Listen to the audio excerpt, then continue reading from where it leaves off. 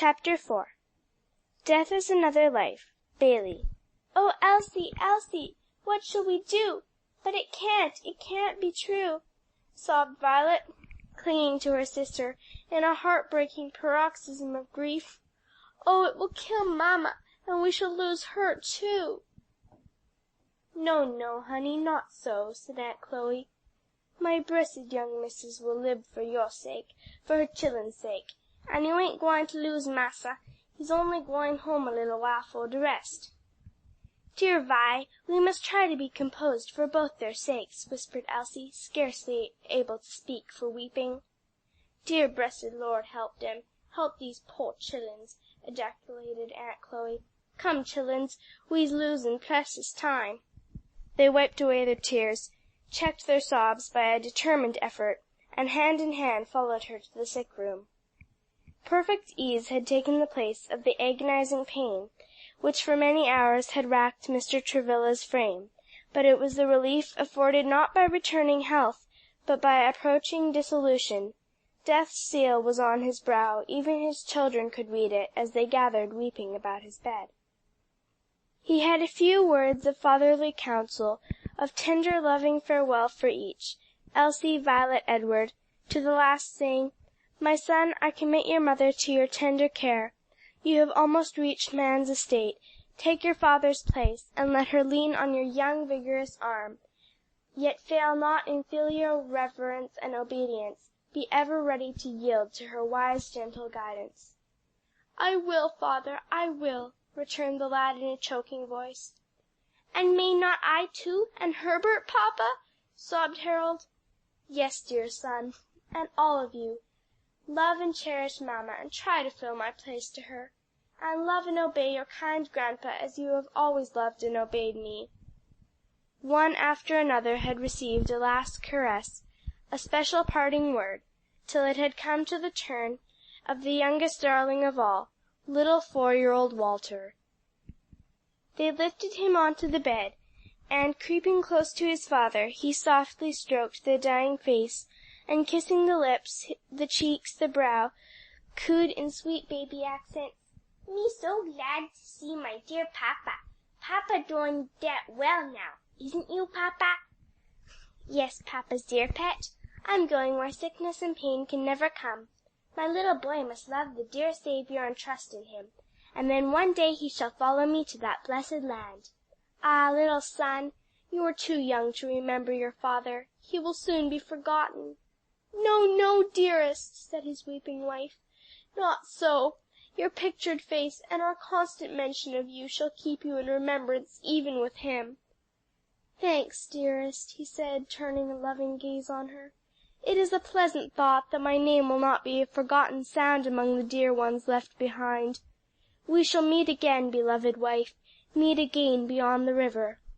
I shall be waiting for you on the farther shore. I am passing through the waters, but he is with me, he who hath washed me from my sins in his own blood.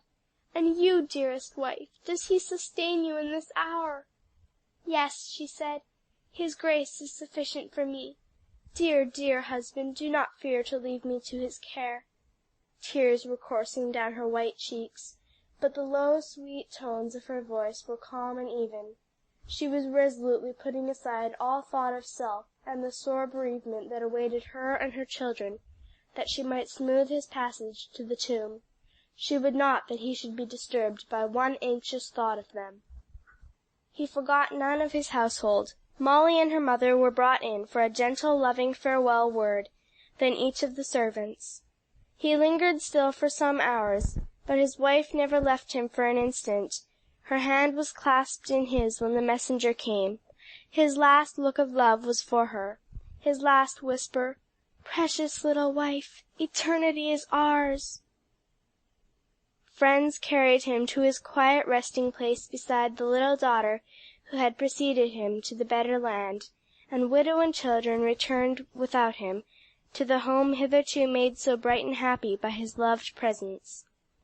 Elsie, leaning on her father's arm, slowly ascended the steps of the veranda, but on the threshold drew back with a shudder and a low, gasping sob. Her father drew her to his breast. "My darling, do not go in. Come with me to the Oaks. Let me take you all there for a time." "No, dear papa, 'twould be putting off the evil day, the trial that must be borne sooner or later," she said in trembling, tearful tones. "But if you will stay with me—" "Surely, dearest, as long as you will. I could not leave you now, my poor stricken one. Let me assist you to your room. You are completely worn out, and must take some rest."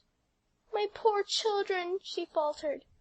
"For their sakes you must take care of yourself," he said. "Your mamma is here. She and I will take charge of everything until you are able to resume your duties as mother and mistress." He led her to her apartments, made her lie down on a couch, darkened the room, and sitting down beside her, took her hand in his. "Papa, papa!" she cried, starting up in a sudden burst of grief. "Take me in your arms! Take me in your arms and hold me close as you used to do, as he has done every day that he lived since you gave me to him." My poor darling," he said, straining her to his breast. "God comfort you. May he be the strength of your heart and your portion forever. Remember that Jesus still lives, and that your beloved one is with him, rejoicing with joy unspeakable and full of glory." "Yes, yes, but oh, the learning to live without him!" she moaned. "How can I? How can I?" "When thou passest through the waters, I will be with thee, and through the rivers, they shall not overflow thee. When thou walkest through the fire, thou shalt not be burned, neither shall the flame kindle upon thee. For I am the Lord thy God, the Holy One of Israel, thy Saviour," he repeated in low, moved tones. "Behold, I have refined thee, but not with silver. I have chosen thee in the furnace of affliction." Dear daughter, my heart bleeds for you, and yet I know that he who has sent this sorrow loves you far better than I do, and he means it for good. Faith is the better of the free air and of the sharp winter storm in its face. Grace withereth without adversity. "Yes, yes," she whispered, clinging to him. "Go on, dear papa. You bring me comfort." "What so comforting as the love of Christ?" he went on. "The assurance that in all our afflictions he is afflicted. My darling, the weightiest end of the cross of Christ which is laid upon you lieth upon your strong Saviour." "And he will never let me sink," she said. "Oh, what love is his, and how unworthy I am!" Never very strong, Elsie was, as her father plainly perceived, greatly exhausted by the combined influence of the fatigue of nursing, overwhelming sorrow, and the constraint she had put upon herself to control its manifestations while her husband lived. She must have rest from every care and responsibility, must be shielded from all annoyance, and as far as possible from every fresh reminder of her loss. For several days he watched over her with unceasing care and solicitude, doing all in his power to soothe, to comfort and console, allowing only short interviews with Rose and the children, and keeping everyone else away except her old mammy. Never had father and daughter seemed nearer and dearer to each other than in these sorrowful days. To lay her weary head upon his breast, while his arms folded her close to his heart, gave some relief, more than could anything else, to the unutterable longing to feel the clasp of those other arms whose loving embrace she could never know again on earth. But her nature was too unselfish and affectionate to allow of long indulgence in this life of inactivity and nursing of her grief. She could not resist the anxious, pleading looks of her children. She, their only remaining parent, must now devote herself to them even more entirely than had been her wont. Grandma Rose was kind as kind could be, but mamma's place could be filled by no one but herself. "Dear papa," she said when 3 days had passed, "I am rested now, and you must please let me go back to my duties. My dear little ones need me, the older ones too. I cannot deprive them of their mother any longer." "Would it not be well to give yourself one more day of rest?" he asked, gazing sadly at the wan cheeks and the mournful eyes that looked so unnaturally large. "I do not think you are strong enough yet for anything like exertion." "I think the sweet work of comforting and caring for my darlings, his children as well as mine," she said with a tremble in her voice, "will do me some good."